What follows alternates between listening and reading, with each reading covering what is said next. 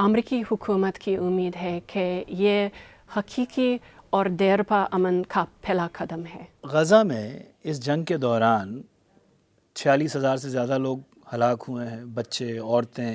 آپ کو لگتا نہیں ہے کہ یہ سیز فائر کچھ بہت دیر سے ہو رہا ہے؟ جی، ہم جلد از جلد ایک امن چاہتے تھے۔ انصاف کی عالمی عدالت نے پرائم منسٹر نیتن یاہو اور حماس دونوں کو جنگی جرائم میں ملوث ہونے کا الزام لگایا ہے، ان کے وارنٹ جاری کیے ہوئے ہیں۔ ایسی حکومت کو امریکہ مسلسل ہتھیار بھی دے رہا ہے، یہ ہپوکریسی نہیں ہے؟ امریکی ہتھیار جو ہم بیچ رہے ہیں ہمارے سیکیورٹی اسسٹنس گارنٹیز کے تحت، وہ امریکی قانون کے مطابق ہوتے ہیں۔ اپنے انٹرنیشنل کرمنل کورٹ کا ذکر بھی کیا، وہی جگہ پہ جورسڈکشن ہونا چاہیے جہاں پہ فنکشننگ کورٹس نہیں ہیں۔ لیکن ہم دیکھتے ہیں کہ اسرائیل ایک جمہوریت ہے جہاں پہ ایک عدالتی نظام ہے۔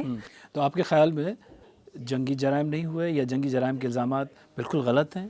دیکھیے، ہم سمجھتے ہیں کہ ہر ایک عام شہری کی ہلاکت ایک تراژدی ہے، ایک ٹریجڈی ہے اور نہیں ہونا چاہیے۔ تو آپ کو امید ہے کہ یہ چلے گا، سیز فائر ہوگی اور امن ہوگا واپس؟ امریکی حکومت کی امید ہے کہ یہ حقیقی اور دیرپا امن کا پہلا قدم ہے۔